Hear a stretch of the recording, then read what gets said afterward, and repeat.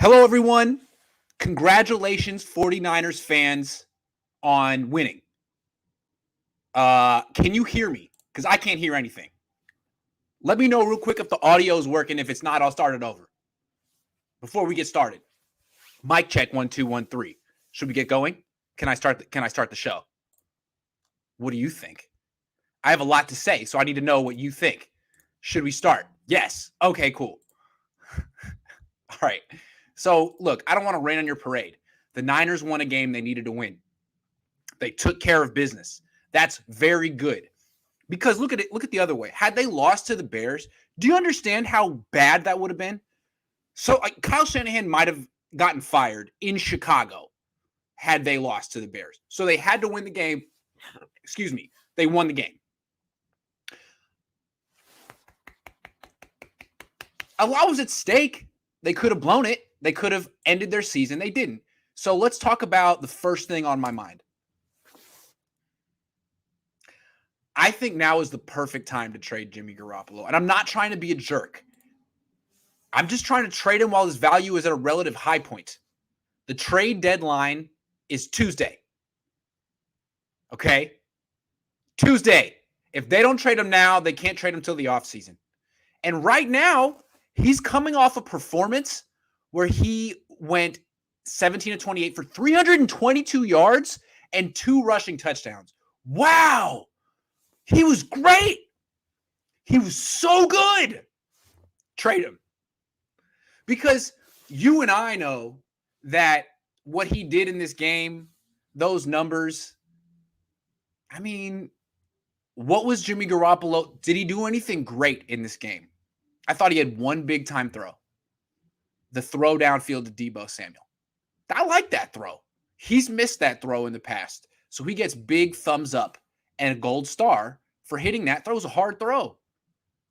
Otherwise, what was great about what he did? How many other big-time throws did he make in the game? I mean, the negative 1 yard throw that went for 83, that wasn't him. Good play by Deebo, though. So anyway, nice stat line for Jimmy Garoppolo, but people always take it too far with Jimmy Garoppolo. He has a good game, and people like the underdog story, or they identify with him because they think they look like him or something, and they say, oh, see, we were wrong about Jimmy. Jimmy's way better than we give him credit for. No, Jimmy's the same guy he's always been. Today, he went up against a Bears team that stinks, and he was losing to them at halftime. He was losing to the Bears at halftime, and then Deebo Samuel took a screen pass on 3rd and 20. That's a give-up play. Just throw the ball to Deebo and see if we can get 10 yards back. Boom, 83-yard gain. That's Deebo. And now you're in control of the game. So I think you just look at this as something that looks good on paper and a golden opportunity to trade Jimmy. Now, will the Niners trade Jimmy at the deadline? I highly freaking doubt it. But there was a report before the game came out from Ian Rappaport saying that the Niners would have liked to have an Alex Smith, Patrick Mahomes situation, but that they don't think it's going to work out that way. And that they figure that Trey Lance is going to be starting at some point this season. So Jimmy may not be able to hold him off much longer. So you could say he played well enough to hold off Trey Lance another game, or 4D chess, galaxy brain thinking, he played well enough to trade him. Because if you don't trade him at the deadline, he may beat the Cardinals next week if they don't have Kyler Murray, but he won't look good in the process, most likely, because the Cardinals have a really good defense. And then after that, the Rams. I mean, if his stock just went up like this a little bit, it could go back down. So instead of that happening, I'm getting real close to you right now. I would trade him. Anyway, I know it's not a fun thing to talk about after a win, but look, just because they beat the Bears, are you looking at the Niners so differently? Like, oh, man, we got to keep this together. You know what? This is a Super Bowl team because they beat the Bears. The Bears are awful. I don't look at the Niners differently because they beat the Bears. I don't look at Jimmy differently because he beat the Bears. So I would just look at this as an opportunity. We all expected them to win this game. They did. Jimmy's stat line came out looking better than expected. 2 rushing touchdowns? Wow. An 83-yard throw? Whoa. That's a long throw. He must have a stronger arm. He must be mobile. He must be healthier than he was he must be a different Jimmy, a super Jimmy. The 49ers don't know what they're running him out of town because they want Trey Lance. We're going to swoop. This is stupid team thinking. We're going to swoop and take Jimmy now. Niners, take advantage. Take advantage. As Chris Tucker would say, take advantage. God put this here for you, for me, and you. Take advantage. God put this performance here from Jimmy for you, 49ers. Take advantage. I mean, you don't have a job. It's Friday. I'm just saying. Time to trade him. Did Kyle Shanahan get his groove back? I don't know. I mean, look, he got his run game going. I like his run game. All of a sudden, he's figured out some things that work with Elijah Mitchell. The tosses and the counters. He's good at that stuff. Also, everything to the left. Whenever you're running to the left, it works. But can I just remind you real quick? I hate to be a downer, but the 49ers were losing at halftime. They had 9 points at halftime. It was 13-9 at halftime. So I think it's hard to say that Kyle Shanahan got his groove back when he was going up against a toothless Bears defense that was missing Khalil Mack, and he had 9 points at halftime. Everything changed when Deebo Samuel made a hero's play and took a screen pass for 83 yards on 3rd and 20. And then, the other thing is like the Bears are awful. And what the Niners essentially did in this game was they didn't beat themselves. Give Jimmy Garoppolo credit for that. He didn't turn the ball over. Give Kyle Shanahan credit for that. He didn't have like any of these really weird decisions or game managing gaffes. The Niners didn't beat themselves, and they let the Bears beat themselves because the Bears freaking stink. And they pulled away at the end, but this was a close game until Deebo Samuel. The Niners were losing. The Bears were in control of the game until Deebo Samuel flipped it. And then as the Niners had a little bit of a lead, the Bears pretty much panicked and blew it, which is all credit to the 49ers. They're not as bad as the Bears. That's a very low bar. And when you lose 4 in a row, you're starting to question, how bad is this freaking team? Not that bad. Not as bad as the Bears. That's a good thing. But I'm not going to say he's gotten his groove back or he's off the hot seat. What did he prove today? That he can beat the Bears. I'm glad. Again, I felt like this was a game where if he lost it, you're talking about, dude, you can't come on. We're going to fire you, but you have to drive back to Santa Clara. Or you got to take Southwest with Grant. You have to sit next to Grant on United and listen to him tell you what you're doing wrong. That's your punishment. And then we'll talk about firing you. So he avoided that. But let's see him get some touchdowns before halftime. Let's see him beat a team that's going to the playoffs. So far this season, the Niners have beaten the Lions, who haven't won a game, the Eagles, who just beat the Lions today, Sunday, and this dreadful team in Chicago. Now I see why Vish grew up in Chicago and roots for the 49ers. I mean, it seems like I don't know anything about Chicago, but it seems like the people out here have like an ironic affection for the team out here. Like they know it stinks. They don't expect it to win. They don't get down when it loses. It's kind of funny. Interesting. Chicago, I like it. Maybe Niner fans should be more like that. Anyway, Bears, not good. Kyle Shanahan, I wouldn't give him the full Stella. I wouldn't say he's Stella getting his groove back yet. Let's see him beat a divisional opponent, a playoff opponent first. I'm going to do one more topic, then miss some questions. I want to do positive. I feel like a lot of people are making this game about Jimmy Garoppolo taking his game to a new level or Kyle Shanahan finding his groove. Can we just say that the running back is great? I love this rookie running back, Elijah Mitchell. He clearly does certain things very well. And it's taken the 49ers brain trust a few weeks to figure out what he does best and how to give him the ball in those situations. And they did it in this game. The tosses, he's great at those. Getting the ball with a little momentum. getting to the perimeter and getting big gains. Good at that. The week before, they had him running those counters, where you fake one way and come back the other. He's good at those too. He right now is the MVP of the 49ers offense. Not their best player. Debo's the best player. But this is not a drop back passing offense.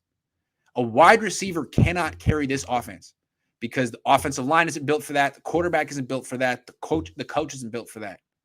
For things to work in this offense, you need Raheem Mostert.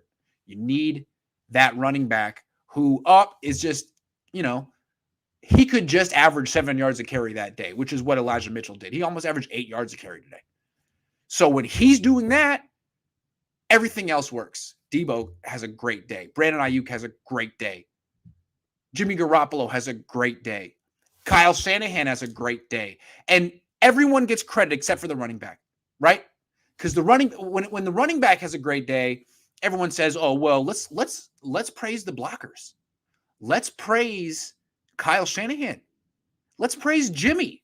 I don't even know why, but it's never the running back who gets praised, right? Anyone could do it. Oh, he was a 6th round pick. He's replaceable. Until Mostert goes down on the second carry of the season and all of his backups look like they're not ready. And you're like, oh my God. Well, this offense stinks because they can't run the ball. And then one of these rookies steps up and you're like, oh, offense is back. Now, they only had 9 points at halftime. They could do a lot better. Maybe if they went to a different, more dynamic quarterback who's 21 and can throw really hard and run, they could do. But I don't know. I don't know if that's going to happen. We're not going to talk about that. I'm not going to mention his name in this broadcast. I'm just saying this guy is the truth. Elijah Mitchell, hell of a draft pick. And he's a big reason, if not one of the main reasons this season is not over for the 49ers. They have a running back who's had back-to-back phenomenal games. He had a good week 1. He got hurt week 2. He was struggling through the injury. He looks healthy now, and he's on a little bit of a Raheem Mostert run. And now you're looking at next week against the Cardinals and Colt McCoy. Niners should win that game too. Elijah Mitchell should go off in that game. This guy represents hope for this season. Trey Lance represents hope for the future. Elijah Mitchell represents hope for this season. Because if Kyle Shanahan doesn't have a running back who's playing well, he's lost. He's lost. Everyone always said, oh, anyone could play running back for Kyle Shanahan. Grant, you could play running back for Kyle Shanahan. A, no, I can't. And B, no, not everyone can. Elijah Mitchell can. He's good. All right, let's take some questions. 3 things we learned. Niners still stink. Trey needs to play. And Elijah Mitchell is a freaking baller and will be an okay replacement for Mostert. You pretty much predicted a lot of what I was saying. I don't know what that means. Quick question. What's up with Hurd? And who do you think will trade for Jimmy? I don't know who Hurd is. Never heard of that guy. Who do you think will trade for Jimmy? I don't know. The Saints? How about the Saints? I know they don't have any money, though. That'll be tough. Maybe the Niners pay to send Jimmy to the Saints and they get a pick back. Maybe the Niners pay for the rest of his salary this year to get a pick back. How about that? We only trade good players like Defoe, Jimmy Stay, and that's so sad. Yet true. Karan. Hey, Karan. Did you get deep dish pizza? I did. I don't care about the game or the team until they're 500. That's fair. I went to Lou Malnati's with my wife. It was delicious. In Oakland, they have Zachary's, which is all I've ever had, and it's very good. But Lou Malnati's was delicious. Also had I had an Italian sausage combo sandwich from Portillo's, which was good. Liked it.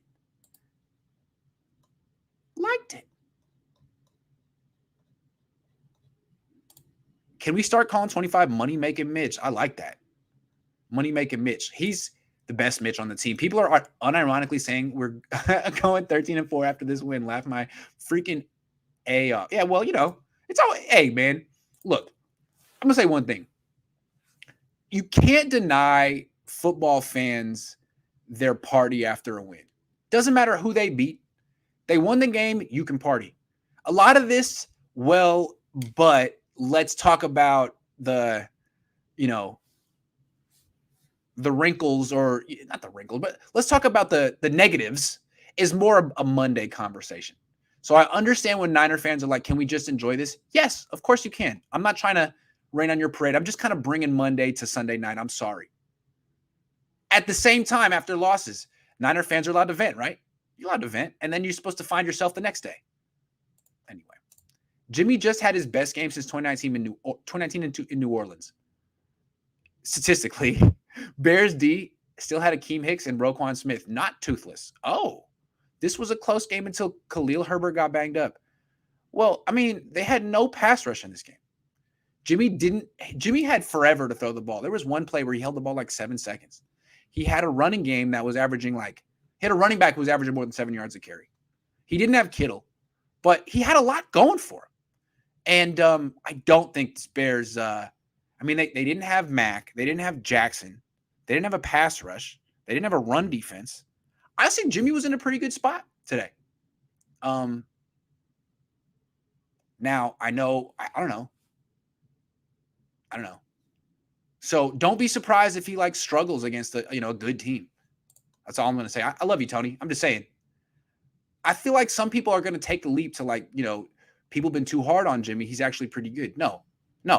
People have been just hard enough on Jimmy. He did what he was supposed to do against the freaking Bears. He threw the nice long throw to Debo. Other than that, he did, what did he do today other than throw to Debo? What did he do? Not turn the ball over. That was good, except Tease Tabor dropped one. Grant, any more news on Kittle possible trade? I don't think it's going to happen, man. I don't think it's going to happen. They don't listen to their quality control.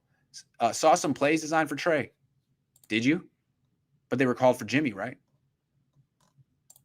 This was a good game to break the ice off. Just need to keep up the intensity against the Cards, and it ain't going to be easy at all. The Niners don't really play well at home, so they're going to have to do something about that. Conspiracy time. Banana Hands ran Jimmy a little more than usual. He's trying to get both hurt and take over the offense himself. Banana Hands taking the pizza oven king.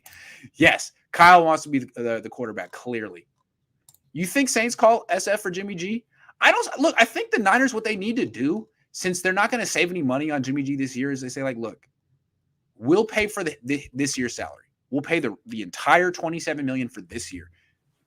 The rest is on you. But we need we're basically buying a draft pick from you. We'll pick up the salary. What are you going to give us? I like that idea. Mitchell equals Mostert plus Jeff Wilson. Well, just relax. Mostert's pretty freaking good when healthy, all right? When healthy. As Mitchell is. What's up with Dwelly? I mean, he's the most hated on player in the league, pretty much. Can't get an opportunity. Really good pass catching specialist tight end who only is allowed to block. I'm J Rico 85 says, Grant, can you and Jack do film study on corners that the Niners can draft next offseason? We desperately need to see anyone but Josh Norman. Sure. But the Niners need to get a better pick than what they got, because where they're picking, they're already going to miss out on all the good corners. By this point, when do you think Trey will start? Maybe after Jimmy had a struggling start against a good team. I mean, if Jimmy struggles against the Cardinals and they're losing at halftime, it could be then. I mean, it could be 2 weeks from now. It's a game-by-game situation. Beating the Bears, I don't think gives you that much rope. He almost threw that pick early, too, just dropped. Yeah, Tease Tabor. And Matt Mayoko roasted him, too. He said Jimmy Garoppolo's intended pass for Tease Tabor was dropped. That was hilarious. I'm not basing anything on this game. Show me something against Arizona. Yeah, thank you. I understand being happy. Be happy. But that doesn't mean you got to overreact and say, Jimmy Garoppolo deserves to be the quarterback the rest of the season, or the Niners were right to start him this year, or that he's going to beat the Cardinals. Let's just let him prove something more. But I'm not poo-pooing him. All right, moving forward. The defense, in particular, the defensive line. Now, Nick Bosa had 2 sacks, which looks good in the stat sheet. The first sack was Justin Fields pretty much tripping. Samson Ebukam had a big sack late in the game, 14-yard loss. Here's the thing. These guys couldn't stop the run at all. At all. What they did, they started Armstead at D tackle and Ebukam at defensive end. I think they were trying to contain Justin Fields. We've talked about how bad Eric Armstead is as a defensive end, keeping quarterback in the pocket. D'Amico Ryan's big fan of the show, listens to quality control, did something to try to contain Justin Fields. Didn't work. It did not work. Justin Fields ran for 100 yards, 10 yards a carry, and a touchdown. He's hell of an ass. I like him a lot. I thought he was the best quarterback on the field today. I thought the difference was that he's on a crap team and Jimmy had a lot of support. Imagine freaking Justin Fields with Elijah Mitchell and Debo. Anyway, the Niners could not stop the run. They couldn't stop the run between the tackles. They couldn't stop the run outside the tackles. They couldn't stop the run with the Fox, with the box. They couldn't stop the run. They couldn't contain a mobile quarterback. They're going to have a tough time. And why couldn't they stop the run? It's not Fred Warner's fault. It's not the linebacker's fault. It's the defensive line. And what's interesting is we've talked a lot about how the defensive tackles get washed out of plays a lot because the Niners play that wide nine and they're isolated and they get double teamed and pushed around. That's always going to happen, and it happens big time when Javon Kinlaw's out, which will be the rest of the season. But also the outside runs. In particular, I thought the Bears had a lot of success running to their left, the 49ers right. Who's on the 49ers right? Nick Bosa. What was Nick Bosa doing against the run today? Did a good job against the pass, but he was a major liability against the run. I didn't expect that. He's usually good against the run. So Bosa struggled against the run. Street struggled against the run. DJ Jones struggled against the run. Samson Ebukam struggled against the run. Eric Armstead too. This is supposed to be the strength of the team, not just the defense. The Niners put first-round picks and big-time cap dollars and second-round picks into this position, and they can't stop the run. And I don't see how it's going to get better. So, didn't kill him today, but they got to figure this out. And if you go back and watch, the Niners ended up going to a 5-man defensive front frequently in this game. They abandoned the wide nine a lot because they shouldn't run the wide nine anymore right now. With Javon Kinlaw out, they're going to be giving up 5 yards a carry easy with that wide nine. It's going to be interesting to see what D'Amico Ryans does to adjust because he needs to adjust. Injury news. Jimmy Ward has a quad injury. We asked Kyle Shanahan after the game about it, and he gave a real sober response like, it's kind of like a hamstring injury where it's, a few weeks. So hamstring injury is usually 3 weeks. That means Jimmy Ward most likely is going to miss 3 weeks. That's rough because he's a captain, first of all. He's one of the best players in the team, one of the highest paid players in the team. And the strong safety's out. Jaquiski Tartt, knee injury. I don't know how long he's going to be out, but he didn't play in this game. He didn't practice last week. So that means the Niners are down both their starting safeties. And Jimmy Ward's the better starting safety. And if he's going to miss a few weeks and Tartt's going to miss a few weeks, then this defense could really struggle against a competent, I was going to say a competent quarterback. I don't want to put down Justin Fields like that. A competent offense. Because this Bears team they had Marquise Goodwin at wide receiver and someone named Mooney. I don't know. Someone I never heard of. Other teams that have like a couple good wide receivers and a good, like Indy, for example, Michael Pittman and Carson Wentz, they just throw deep and get pass interference penalties. Now with Jimmy Ward not in the game, Jaquiski Tartt out, this will just be more of a green light from every freaking team to throw deep. Now, I don't know if the Cardinals with Colt McCoy will go deep, but you better believe the Rams will in a couple of weeks. So, Jimmy Ward quad injury is important. Thank goodness for the 49ers, fortunately for them, that Kyler Murray could miss next week. That really just shows you why the NFL, you never really know when your season's over. You just got to hang around because other teams get hurt. You just got to hang around. So Jimmy Ward getting hurt, that hurts, but not as much as Kyler Murray going down. So this may not cost him next week. Could cost him the week after, though, against Matthew Stafford. We'll see how long Jimmy Ward is out, if he misses time at all. Brandon Aiyuk is back. I never bought the narrative that the team was pushing that he was underperforming. I felt the 49ers were mad at him, and I didn't get it. It seemed to me that maybe he was a little bit faster last year or something. I don't know. But he's been doing a good job returning punts all year. And in this game, he continued to do a good job. He hit a 20-yard punt return. That, to me, is a pretty good gauge of athleticism. If he looked sluggish and unexplosive, he would be getting nailed on those punt returns. But he's been making plays and breaking tackles and making people miss, juking people all season. It seemed like he just wasn't getting opportunities. Like, I don't know what it was. Maybe it took the Niners, a 4-game losing streak and them being on the brink of total collapse before they were like, all right, well, we just got to get the ball to Brandon Aiyuk just cause. But they gave him the ball behind the line of scrimmage. They gave him the ball down the field. He was good. He's been good. He caught the 2-point conversion. I don't understand why the Niners buried him in the first place. Maybe that's their style of coaching. I just don't think it works. This worked today. Saying, we need you, Brandon. Can you rise up to the occasion? Yes, I can. Not like, we don't need you, Brandon, and we're going to show you that we don't need you by throwing the ball to Travis Benjamin, and you're going to have to rise to our standards. No, Brandon, we need you. Please help us. He did. So good for Brandon. He's a hell of a punt returner. He's a hell of a wide receiver. And the Niners might not be 3-4 right now if they'd gotten the ball during that 4-game losing streak. Maybe they'd be a little bit better. I understand they were trying to make a point to him, but that cost them a 4-game losing streak. While they were making a point, they were throwing to Travis Benjamin, who was inactive today. So it took all of that and a trip to Windy City to get Brandon Aiyuk, to rediscover Brandon Aiyuk, but they found him. He was right in front of them all along. Congratulations, 49ers. You found your first-round pick. He's important. You got him. Now, one more thing I want to say. This was interesting. I don't want to bring up trouble. The 49ers won a game and everyone's happy. You should have heard them. You should have heard them cheering in the locker room after the game. They cheered like they just won the Super Bowl. I'll give them the benefit of the doubt. Their season was on the line. They saved their season. That's something to cheer for. But that's deodorant. Winning is the best deodorant. If they lose next week, all these issues come back. If they lose the next 2, the issues get magnified. So,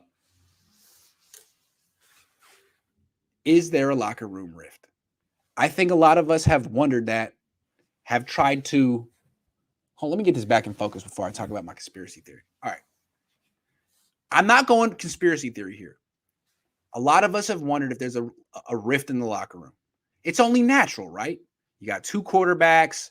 Neither one's really taken the world by storm. Maybe some guys want the rookie. Maybe some guys want the vet. It's possible. Anyway, we've theorized on who might be Team Lance and who might be Team Garoppolo on the team, on the Niners, on the offense. All I noticed was Garoppolo scored 2 touchdowns today. Both times, he had big celebrations. The way that Steve Young used to do. I remember Steve Young used to have like, get the monkey off my. He would always make it about himself a little bit. Steve, he would do that. Now, Steve was great. Jimmy did that a little bit today. He was almost like he was getting the monkey off his back. The first one he scored. Remember, it was supposed to be the handoff to Debo, but he just took it himself. Didn't hand off to Debo. I don't know what happened there. Took it himself, scored, and then like ran to the middle of the end zone and spiked the ball really hard in his hometown and celebrated by himself, which is fine. Anyway, I noticed that his offensive lineman, everyone walked over, Juszczyk. McGlinchey was first. McGlinchey ran over to him. The other offensive lineman walked over to him. Juszczyk walked over to him. Debo walked away. B came back. Anyway, that was the first one. Second one, Garoppolo scores to his left on a zone read. Again, it was left. This time, he gets up and runs and throws the ball into the stands. Again, celebrating by himself. And to me, the emotion that he's expressing is, everyone doubted me. This is really big for me. I'm getting the monkey off my back. I'm back in the saddle. Everyone wrote me off, but this is my statement. And this time I noticed that he ran to the left. The wide receiver who was blocking for him was Brandon Aiyuk. He just walked away after the touchdown. Just walked away. It's weird. I've never seen anything like that. Usually everyone celebrates after a touchdown. He just walked away. And Garoppolo did the thing where he threw the ball in the end zone. I guess that's where all his family was sitting. And the offensive line kind of walked over slowly and gave him a hug. And it's really weird. It just made me feel like, I don't know. I would expect them to be happier together. But I couldn't help but notice that Jimmy made it about himself a little bit, and the offense was kind of lukewarm about that or the display or something. Strange. And it just reminds me that, again, it's just one win over the Bears. We don't know where the season's going. But there's a lot of egos on this team. Jimmy has a huge ego, and we saw it come out today. Everyone, I've been the good soldier. I've been biting my tongue. Boom, big win and in my hometown. I'm gonna show some emotion. Well, maybe we see some other interesting evidence points. Brandon Aiyuk just walking away from him. Like, good for you. Good for you. You've been making me look bad all season. From Brandon Aiyuk's perspective, everyone thinks he's having a bad year when he's probably thinking, you can't get me the ball. I'm over here running downfield. I'm running double moves. I'm running posts and this and that. You don't even look at me. All my best games came with CJ Beathard and Nick Mullins, and you want to throw to who? And everyone thinks I'm in the doghouse. You're making me look bad, and you have a 2-yard walk-in touchdown, and you throw the ball into the stands.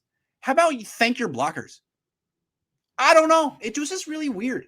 You'd think that it would be just a huge overflowing of emotion and joy on offense, but it wasn't, and it never was. And it makes me feel like it's a very strange team right now. Jimmy's got a big ego. Aiyuk's got a big ego. Debo's got a big there's a ton of big egos on this team for a team that's 3-4. You know? Are they as together as they were 2 years ago when they were young and relatively unproven and unpaid? I don't know. A lot of egos on this team. If you don't believe me, when I edit this later, I'm going to put in the Brandon Aiyuk just walking away from him. I posted this on YouTube. Go look at Jimmy Garoppolo scores his second rushing touchdown against the Bears. It's there. There's like 400 views on the video because I posted it during the game. It's right there. He just walks away from him. Bad look. Anyway, one more topic and then I'll answer your questions, and I got to get to dinner. The weakest link on the offense. Sorry to finish with negativity, but you got to be analytical moving forward. And I think the Niners have one major issue on offense. It's not quarterback. That's not the major issue on offense. Jimmy Garoppolo is not the problem. Trade him, but he's not the problem. The major problem right now is the right guard. The Niners cannot run between the tackles to the right. They can run between the tackles to the left. They can run outside the tackles to the left. They can run outside the tackles to the right. But when it's time to run between the tackles to the right, they can't.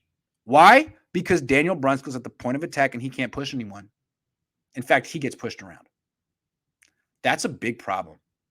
Is it a big problem? I guess not when you can run all the other directions, but it's a problem. And it's why the 49ers drafted Aaron Banks in the second round this year ahead of cornerbacks who could be starting for them. They knew this was an issue. It's been an issue since Kyle Shanahan got here, the right guard spot. They've never had a starting caliber right guard. Chip Kelly drafted Josh Garnett to take the spot in 2016. He was a bust. The Niners, Kyle Shanahan inherited him, gave him a chance, ended up starting Mike Person for 2 years, and now they're at Daniel Brunskill, who might be worse than Person was. So run first team that can't run between tackles to the right. That's a problem. At a certain point, the Niners are going to need to give Aaron Banks a shot because Daniel Brunskill is not a starting caliber player. I don't understand how bad Banks must be. How could he be this bad? Just why?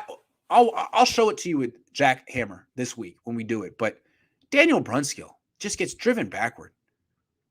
I don't understand how he could be this much better. I mean, is he even better than Tom Compton? I don't know. So anyway, in one sense, it's a good thing that that's your weak link, your right guard. You got to have something to be a weak link. It's at least it's not the quarterback. It's not the running back. It's not the wide receiver. When Kittle comes back, it won't be the tight end. It's the right guard. And again, the positive thing here is it should be fixable. You spent your second round pick on this position. Give it a shot. Also, what about that left tackle last week, Jalen Moore? Now, I know it's hard going from left to right, going from tackle to guard. What about that left tackle from last week, Jalen Moore? What's the point of having him at left tackle. You just gave Trent Williams a lifetime contract worth $8 billion. He'll miss a couple games every year, but essentially he's not going anywhere. That's your left tackle for the next 800 years. So what is Jalen Moore doing there? Maybe a better use of him would be in the starting lineup.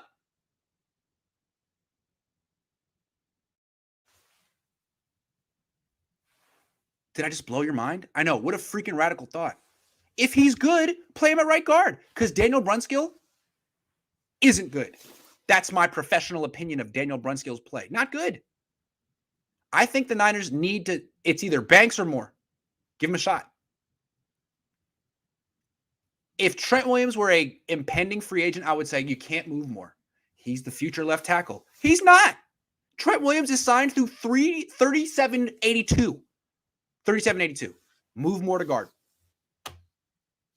All right, I'm going to answer your questions, and then I'm going to go to dinner. That Elijah Mitchell O-line TD broke the will of the Bears defense and changed the entire game. Maybe even the entire team. Niners needed that one. Yeah, I agree. At the end,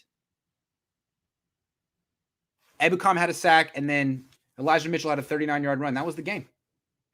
39-yard run, end of game. Thank you very much. Thanks for playing. Elijah Mitchell doesn't get enough credit.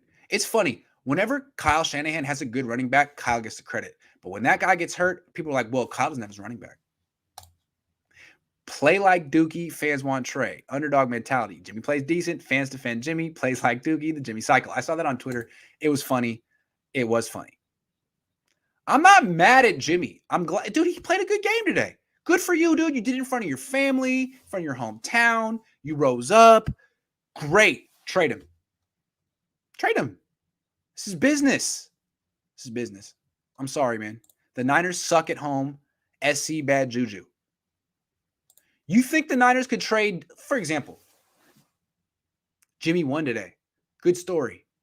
You think the Bears would trade for him? If the Niners were like, hey, we'll trade you Jimmy for Justin Fields, what do you think the Bears would say? They'd be like, no. That's what they would say. No. How about no? Maybe they know he's getting traded. Oh. I hadn't thought of that. But you guys saw what I saw, right?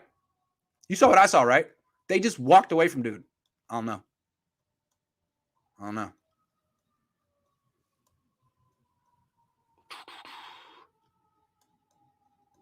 What is that sound that people make when you scroll through things? You always do that. You always do that. What is that? I hate that. I'm going to stop doing that. Did Justin Fields show today that he should have been the pick over Lance? No!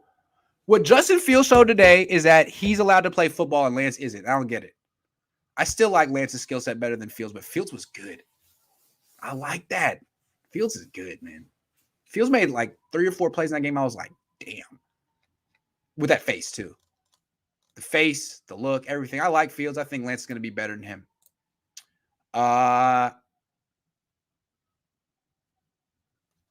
Hold on. Grant, you're a POS nerd little reporter like your daddy. Oh, thank you. You sound like my dad. I appreciate it, man. My dad's in the Jewish Sports Hall of Fame. How about that? Are you in the Jewish Sports Hall of Fame? I don't think so. How about that? Joey says, look at the locker room speech with Jimmy. They were screaming for him. You're tripping, Cohn. Okay.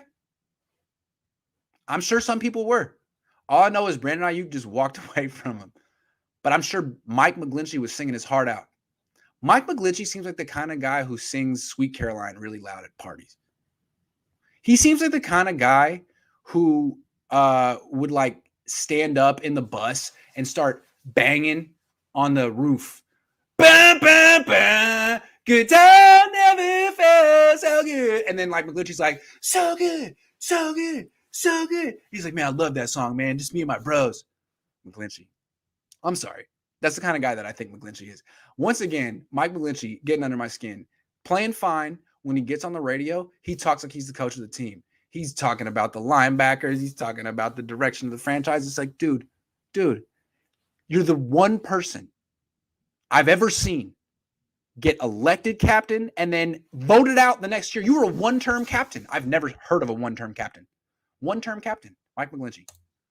Don't think my comment went earlier, but I said, wow, Jimmy could throw deep even if it was the Bears. Oh, my bad. Sorry about that. I said to run Mitchell and take shots and no Murray.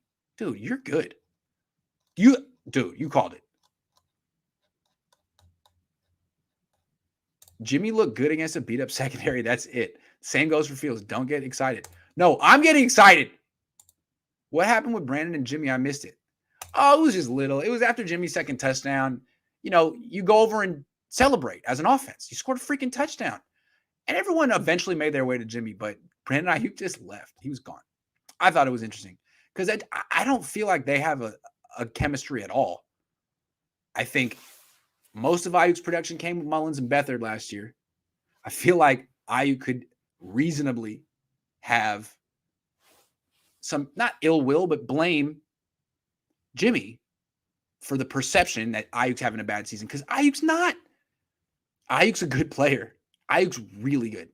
And I think the limitation of the quarterback is making him look worse than he is. He's running down the field. Quarterback's not getting him the ball. Today, he got the ball behind the line of scrimmage. Looked good. Had a great punt return. Debo and Aiyuk walked away real quick. They want Trey. I don't know. I just noticed it. You noticed it too. I don't know. And these are things that'll come out if they lose a million games in a row. But they won today. And you know what? If they win again next week, maybe Brandon Aiyuk will learn to love Jimmy Garoppolo and vice versa. But I couldn't help but notice. Worked today and met a lot of Niner fans. Most of them think that Trey should sit out for the whole year, which is different compared to most Cohn heads' opinions. Look, the conservative play is to sit the rookie quarterback the whole year, right? That's the conservative approach. The NFL is a conservative league. I understand that. But I just feel like everyone's going to wake up in 2022. The Niners coming off maybe a playoff berth, maybe not. And everyone's going to say, okay, now Trey's a starter. And you're going to be surprised when he's making rookie mistakes as a second-year guy. Like, well, maybe you should have just planned for the future and got him on the field when you knew the season wasn't going anywhere. Bears are trash. Where is this against a remotely decent team? Thank you. And they were losing at halftime. Like, they had to dig deep and pull out the victory, and they were cheering. They were so freaking happy after the game. Like, this team was in the Super Bowl less than 2 years ago, and they're cheering about a victory over Marquise Goodwin and the Bears. The Bears feature Marquise Goodwin heavily on offense. The Niners beat them barely. No, not barely. I'm not going to say barely. But they had to really dig deep in the second half to pull out that victory.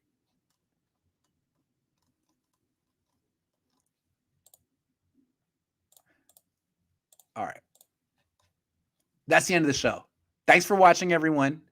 I'll be back tomorrow with Vish. Mondays with Vish. Tomorrow. I got an early flight out of Chicago. 5 o'clock your time. So I'll be it. I didn't mean barely. I take back barely.